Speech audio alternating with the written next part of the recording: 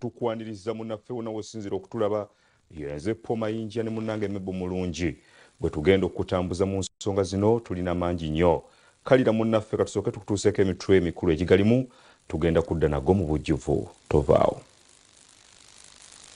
ebikulu mugataliiko nfoofo Nana Habu Mouthwash ly'eddagala ettuufu ye nnagakasa mu kujjanjaba endwadde z'amannyo. Amannyo gakuluma bw'ossaayo ekyokya oba ekinnyogo gagasannyalala bw'osenya ovaamu olusaayisaayi oba ogayiza ludda lumu. Senyesa Nana naye weegendereza abafere tebakuguza kappa mu kutiya musange mu famasi zonna. Nana yakakasibwa National Drug Authority. Ambience Distillers basangibwa endajja Nkumbi opposite Shello Cars. Taste the greatness. Experience the ultimate in bathing luxury with Lanzo Luxury Bathing Soap, the ultimate refreshing feel. Distributed by Chapa General Enterprises, located at shop number 3, Rafik Building, Chikoba, Kampala. Situza kumyewonga yeyubude kusingisi rukubiroka wewangule mu promotion yafe yenuika ndi wine tulewa suwaka sanikira kyosanga yo kyowalula omubaka Segirinya aziikiddwa wakati mu kukuubagana. Poliisi bagiremesezza okujja omulambo wa Kaba gutwale wabadde mpuuga. Simanyi security gye twala mulambo. Kandi mutwaliro anambudde. Ab'NUP bang'odde maama w'omubaka Segirinya nga yeebaza mpuuga okubabeererawo. Nampa ssente. Musajja omuzira, musajja w'amaanyi. Akulira NUP Robert Kyagulanyi Ssentamu atenderezza Segirinya. Ayogedde ku binaayitibwamu okufuna anaamuddira mu bigere. Anga abasaasire bantu mmwe mufuna omuntu afaanana nga Segirinya. Omubaka Mpuuga ne banne bayambalidde abanNUP olw'okubalemesa emikolo gya paalamenti okusiibula Segirinya. ekyokuwamba abafuti baakintendeka sikimanyi balwanira mulambo.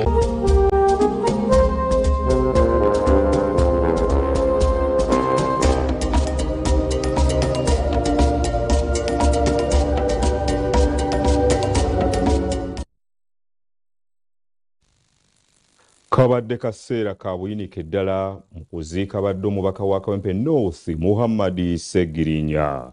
Okuziika kubadde ku kyalo Butale Kaddugala Masaka. Kyokka wabadde wakakuubagano nga poliisi eyagala okutwala omulambo ku mukolo ogwokubiri ogwategekeddwa paalamenti era wabadde omubaka wa Nnyendo Mukungwe Mathias Mpuuga. Ebikumi n'ebikumi by'abakungubazi bagenze ku kyalo Butale Kaddugala Masaka mu kuziika abadde omubaka wa Kawempe North Muhammad Segirinya. Basoose mu dduwe kulemeddwa amyuka imamu ababaka ba paalamenti Hassan Kirumira Kalidde omubaka wa Katikamu South wakati nga balombeddwa ebyokwenda baseseeko emmanjo batwala omulambo gwa Segirinya mu kifo ekirala kye bateekedde ku kisaawe. Bano balemesiddwa bannakibiina okugutwala era poliisi n'amagye basigadde bakoze olukomera wakati mu kavuyo.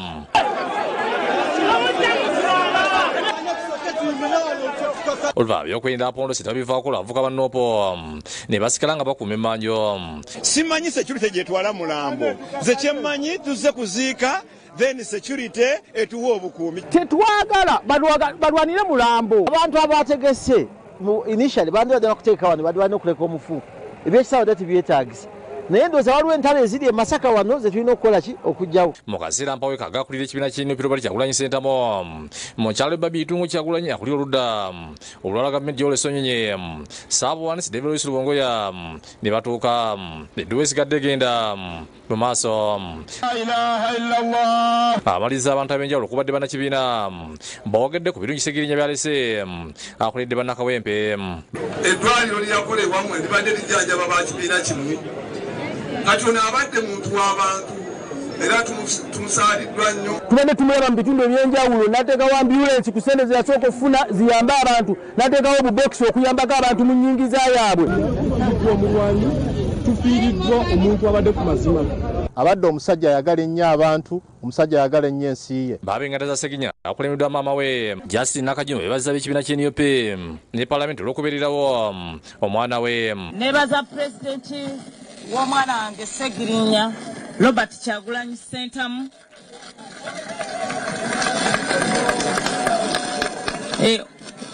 olw'okuba nti yamuwa kaadi era kaadi ebadde ennyamba kinene obulamu bwange. Ne nebaza ne paalamenti okulaba nti etubeereddewo. Mama yogedde ku ngeri gy'atobye omwana we. Mbonyebonye n'ensize ebweru nga ngenza okujjanjaba omwana wange Sseggirinya.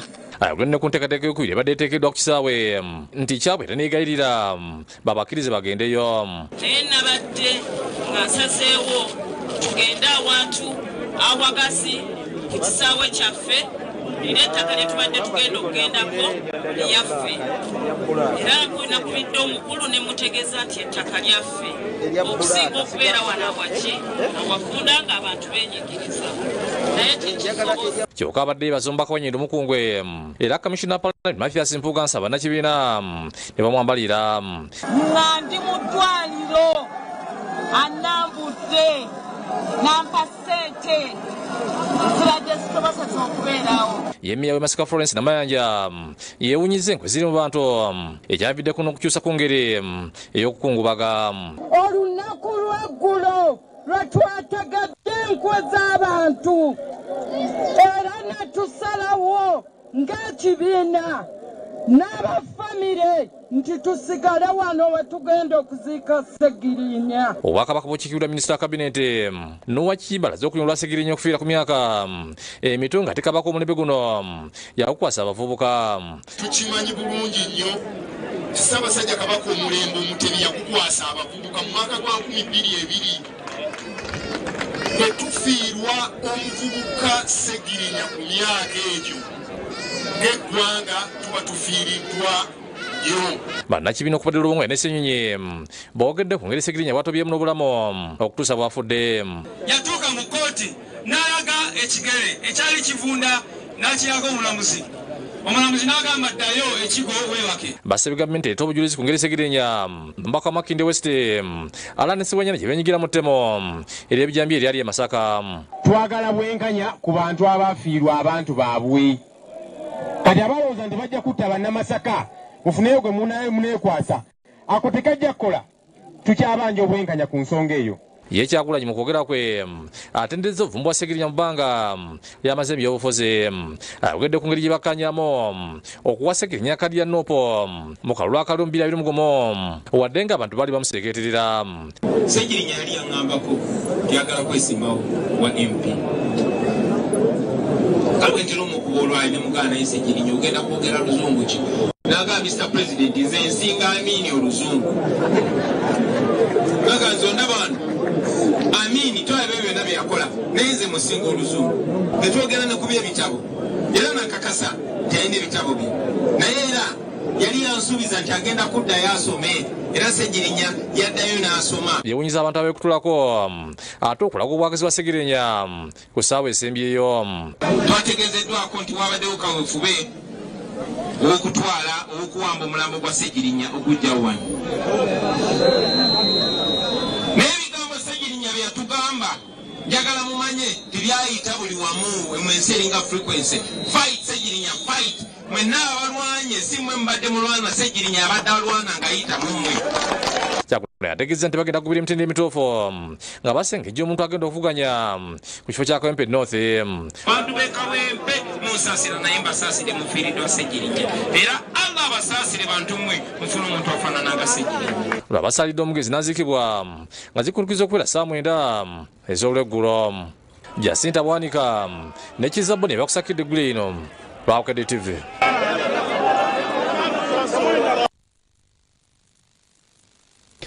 Kamishona wa Palamenti era omubaka owa Nnyendo Mukungwe Mathias Mpuuga Nsamba ayambalidde ab'ekibiina ekya NUP olw'okwefuga omulambo gw'omubaka Muhammad Sseggirinya ne balemesa enteekateeka ez'okumusibula ezaategekeddwa Palamenti.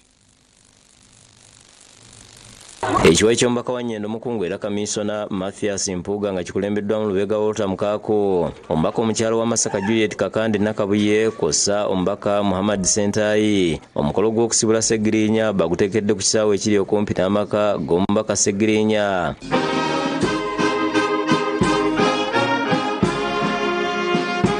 Ate ekiwayi ky'e Kavule nga kikulembeddwamu akulira NUP Robert Kyagulanyi Ssentamu n'abakulembeze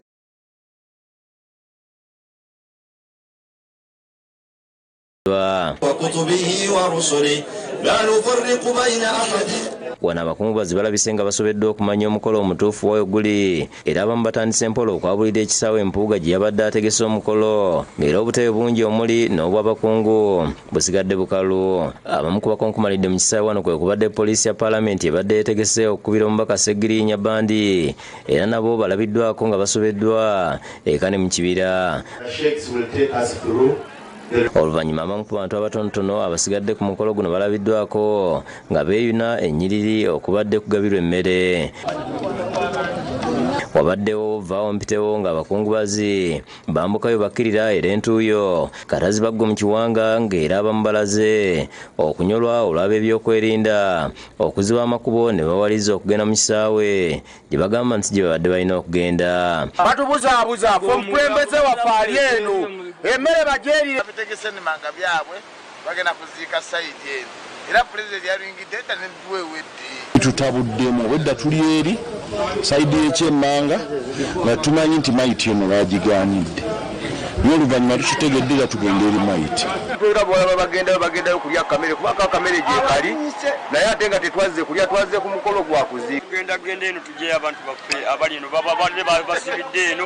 Oluvannyuma lw'okusoberwa abatandise okusaala nga bwe balinda omubiri gwa Sseggirinya wabula bakanze kulinda nga buteerere nga n'abamu balabiddwako nga bakuba amasimu ag'okumukumu kyokka nga nakyo mpawo kikyusiza. Bano oluvannyuma lw'essuubi okubaggwa batandise okuba obubaka ng'era buli abadde avaayo okwogera abadde mukaawo ng'enswera enkubeko. Sheikh Isma Ssesimba yasoose okwogera ng'onaatendereza Sseggirinya olw'okwerandiza yekka n'asaba Uganda okumuyigirako. Najjakima amazzi nga bwe yayogera Allah olwalira amufudde ekyengera mu nsi ye mmemba wa Paalamenti essaawa eno afudde aziikiddwa ku bunkenke. Mathias Mpuuga Nsamba nga mubaka w'ekitundu kino era Kamisona wa Paalamenti olukutte akazindaalo asoose kwetondera abafamire olw'ebibaddewo. Baamugyako ekitiibwa kye nga mulamu basala bamugoberere ne mu kufa bamutyoboole nga bamutyobodde. Famire ngyetondera olw'ebibaddewo si bwe tufaanana ffenna. Alangidde ab'NUP obutaba na mpisa ne batuuka n'okuwamba omufu. Abaatereka obukulembeze ekyokuwamba abafuti bakintendeka sikimanyi balwanira mulambo kibadde sina bwembera muto lwakulwanira mufu gwesimanyiiko gana kyesesimba simanyi balwanira bafu okwata wa mutwe magulu okola otya. Ono mu ngeri y'emu yeewunyiza ab'NUP abali mu kulamuza ekifo ky'omubaka Sseggirinya wadde nga abadde tannaziikibwa. Sseggirinya nga weebase gy'oli nyala kutegeeza nyala kuwa update nti abaali bakukyawa babadde wano nga bakukiina ne mubufu era nyala kuwa update misa update gy'oli nti abantu abakiina nga oli mulwadde era bazze okukiina omulambo gwo babaddewo wano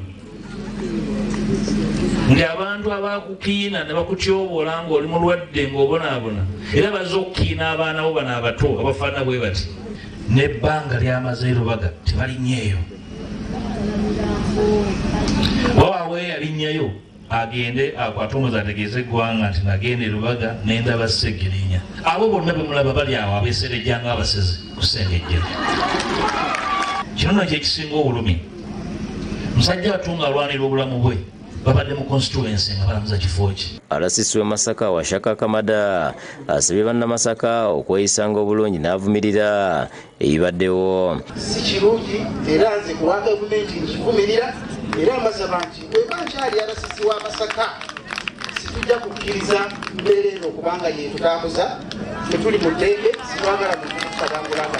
Ye nnamwandu w'omugenzi Sseggirinya Fatuma Nanfuka ne muganda wa Sseggirinya Naiga Ruth beebazza nnyo Paalamenti olw'okukola ennyo okujjanjaba Sseggirinya wadde nga tasobodde kuwona. Tulina kyakola okujjako tubasaba okutubeererawo ku lw'abato be tusigazza tetumanyi kiki kiddako eri obulamu bwabwe. Nfugambidde nga neebaza mwami Mpuuga atubeereddewo mu buli ngeri yonna mutwaliro nga yatulambula ng'eyalwana mu buli ngeri yonna neneewunya okulaba ku bino ebigenda mu maaso mu butuufu nga bitumala mu maanyi. Mulekwa Shifula Nagirinya yeebazza ababeereddewo kitaawe. Kitalo nnyo ekyokufiirwa daddi wange Segirinya Muhammad. Nebaza bonna basapotinze daddy wange nga mulwadde nga awonye.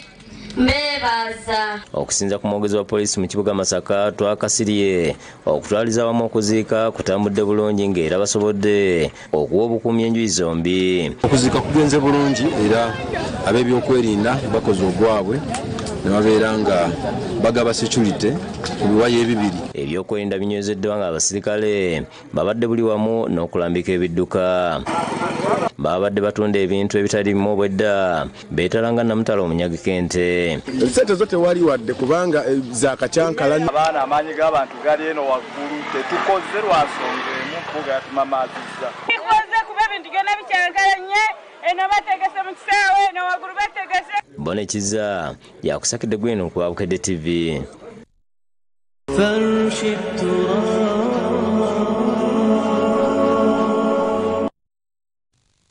Wumula mirembe Mr. Update Segirinya Muhammadi. Amyuka radisi Wakiso onalagidde Manerenda weka kiri akwatibwe lwakufuna ono lwakufera omukazi bwe yamuwola ssente obukadde nkaaga tenamwefulira.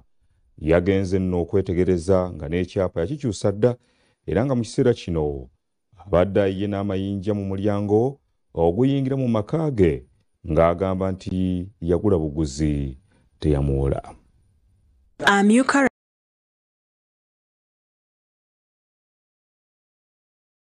mulugunya ku Bamanerenda abaagala okumuyisa ku litalaba kiddiridde omukyalo ono okuddukira mu ofisi ye nga yeemulugunya kuba Chroma Quick Services abayiye amayinja mu mulyango oguyingira amaka ge nga bagamba baagagula kyokka nga bamuwola buwozi nsimbi. Bagenda nga twewola ssente tetutundangako kifo. Nabadde siri nawo ngenda okutuuka wano nsanga bayiye ki amayinja. Sizoomu abuulidde radisi nti ye ne bba beewola obukadde nkaaga ku Bamanerenda bano balime wootameroni. Era baatuwa $6,000,000 ne tuzireeta tutandika okusasula ssente ezo. Twasasulako ssente ezo ate ne batandika okutwefuulira tibagula. Agamba baasingayo ekyapa ky'amaka gaabwe ne bakkaanya nti baakuddizaamu amagoba ga bukadde mukaaga kyokka tebaategeera nti empapula ze baaweebwa okusaako emikono zaali za transfer kukyusa byapa. Era n'ekyapa kyaffe baakikyusa kyava mu mannya gaffe kiri mu mannya ge tutamanyi ag'akasasa. Agabadde baakazaayo obukadde 31 kuza bawolebwa Bamanerenda ne babeefuulira nga bagamba ssente ze baakasasula za magoba nga bateekeddwa okusasula obukadde 89 oba awaka baakutwalawo kubanga baagulawo. Akasasulako obukadde 3 ozamu mitwalo baasi mukamu. Kati ezo ssente zo baazeegaana tebazimanyi ate kati saa zino batugamba baagala obukadde 89.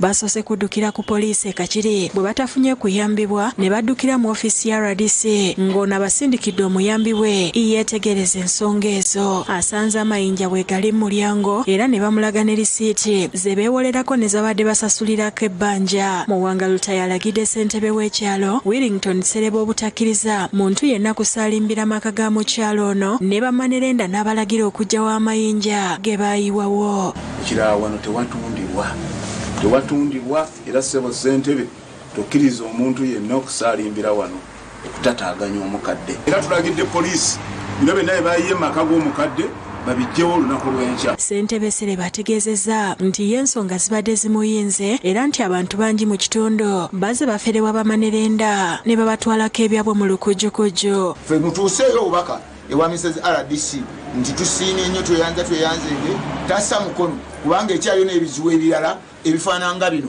Oluvannyuma lw'okukubira Manerenda essimu nga tazikwata Muwanga Lutaya asazeewo abalumbe ku ofiisi zaabwe Kakiri era bwatuukiddewo nga waliwo omukyala akwata ssente n'agaana okumubuulira bakama be gye bali. Nange simanyi. Essiza omwamulumiriza nti gw'abadde ng'aleetera ssente era n'akwatibwa.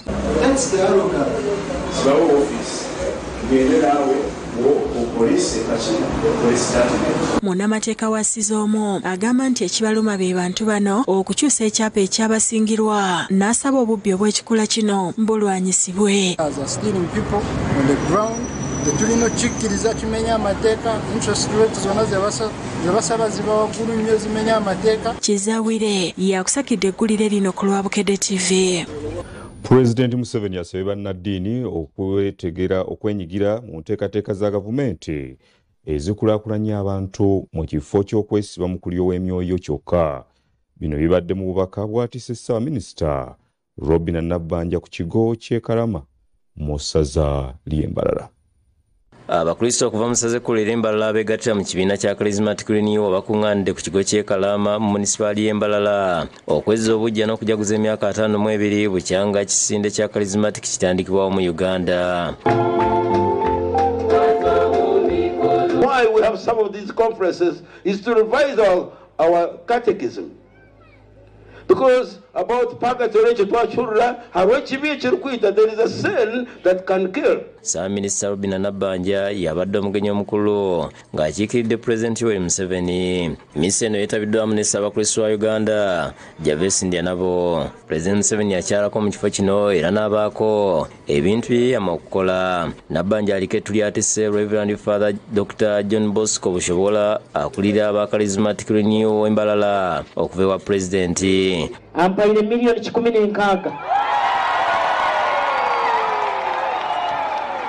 Ezo mulimu milioni 6, muno mulimu milioni 5, na muno mulimu milioni 5.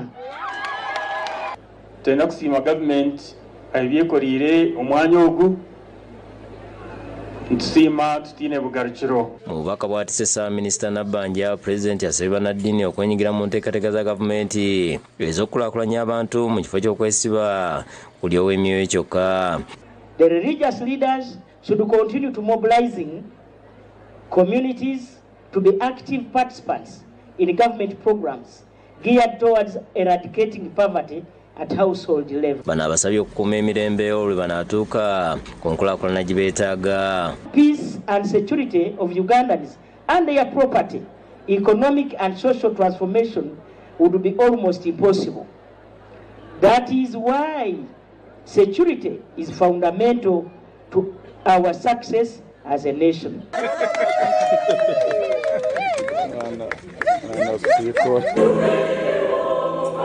Yes, abasumba b'essaza ekkulu erya Kampala Paul Semogerera asabye abafumbo okubeera ekyokulabirako eri abaana okulaba ng'ensi ebukalamu emirembe. Ensi yeetaaga ebyokulabirako ebirungi nga mmwe naddala abato okulaba abantu abakozi abasobola okunyweza n'okulabira obutonde bwa Katonda abaleeta enkulaakulana mu nsi abanyweza okukkiriza mu baana baabwe ne mu bazzukulu. Abyogeredde mu kitambiro kya mmisa ku lukiiko ya Our Lady of Fatima Queen of Peace e Kasana Luweero ng'akulembeddemu okusaba okw'okwebaza nga ssente w'abakyala b'enzikiriza ez'enjawulo mu Uganda Florence Nasanga Musoke aweza emyaka 25 mu bufumbo.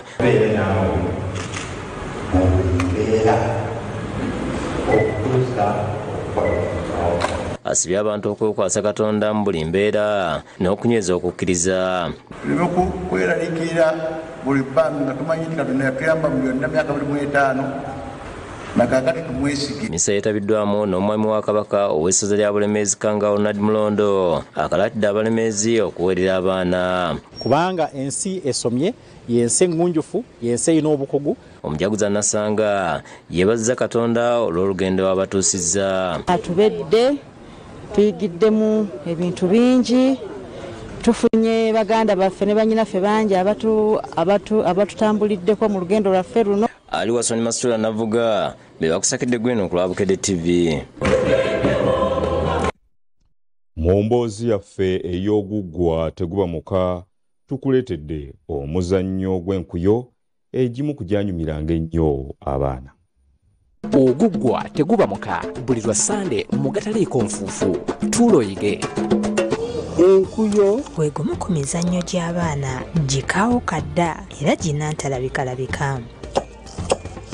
Babajjanga mbajje mu miti emito ne bakola ekiyiiye kyabwe ekyefaanaanyirizaako empumumpu oba berigi abazimbi gye bakozesa okupima obutereevu bw'ennyumba eba ezimbibwa. Era nga gwa agenda ogizannya gw'ogyebajjira ng'eno wansi ebeera ya nsonda nsongovu nnyo kwenosobola okwetololera.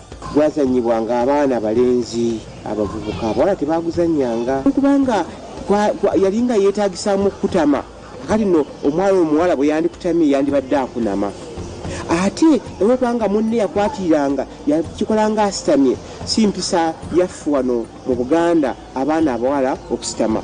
Kano omuzannyo ogwo baagijjamu abaana abawala ne bagulekera abaana abalenzi. Omumwa omusongovu gwe bagibagirangako bwe yatandikanga okutyabula amazina nga gwesimba mu ttaka eyabanga agikoze essanyu ne libula okumutta. Era ebbanga liwamalanga ng'ogiswanyula mwetoloola olujja ne bw'onoozibya nga tolekedde awo gikuba nga tesobola kusirika. Abazannya enkuyo baayinzanga okukozesa ebintu bibiri. Baayinzanga okukozesa empumumpu naye ate abaalina obusobozi baabajjanga mbajja. Omuzannyi waagwo taba yekka abeera ne bato banne nga bano babeera basaakaanya wamma omuzannyo ne gubanyumira okukamala. Egenda ezina etyabulama egenda yeekuyamu abo ekigambo nkuyo egenda yeekuyenga kati yatuuka n'eyimira awantu amu n'ezinirawo neetula ng'ezina ng'etula olwo enduulu netta abantu. Emputandika mwenno ziswanyuula. Kakati yasinganga okuwangaala mu kkuba kubanga kyalinga emirundi ebiri nga nakano k'okubisa kayinza okusensebuka ne kaba nga tikakyagikwasa bulungi. Yano mu Buganda akati akasinga okuganja mu kukolamu enku okukozesa mukuba enkuyo gwalinga omuti ogumanyiddwa ng'enzo.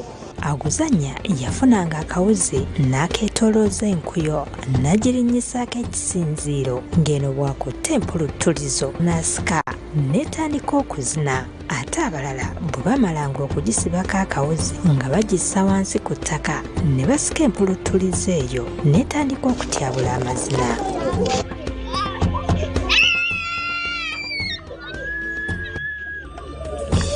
Omuzannyi waayo yabanga mwegendereza nnyo ng'atandika okugibonga okwewala okugwa ekyobugazi nti bwe wagisikanga ng'okozesa amaanyi mangi ng'egwa bugwi era nti wano obwongo bwe bwamweyimiriranga. Okugitandika wano etandika okwetoloola kyabanga kizibu nnyo era kyatwalanga ebbanga okugitandika naawe n'onyumira olwo n'otandika eyange eteredde.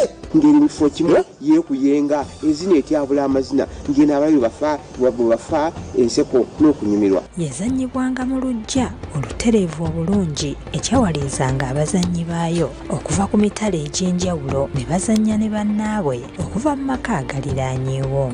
Muno wali yazze n'oweri yazze mwenna ne mukuŋŋaanira awo ne muzannya enkuyo yammwe eyo. Weetaagangamu ebintu nga bina.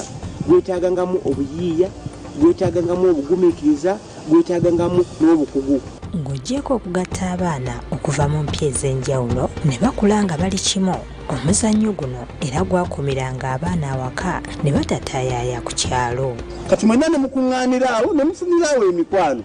Ate gwali muzannyo ogutalina kkerere. Baayitanga enkolagana ennungi kubanga bwe baalinga baguzannya nga bonna bakolagane wamu tegwabangamu kulwana wala gwabangamu okutunuulira n'okuyiga aye n'okusanyusa. Ng'era mulina kubeera mu lugya abakulu we babalaba. Togenze gindi. Era guno gwazannyibwanga lweggulo nga bamaliriza okukola emirimu. Kati kyambanga abaana okukola emirimu mu bwangu ate mu budde basobole okufisa akadde akanazannyanga enkuyo omuzannyo gwabwe ogw'enkuyo.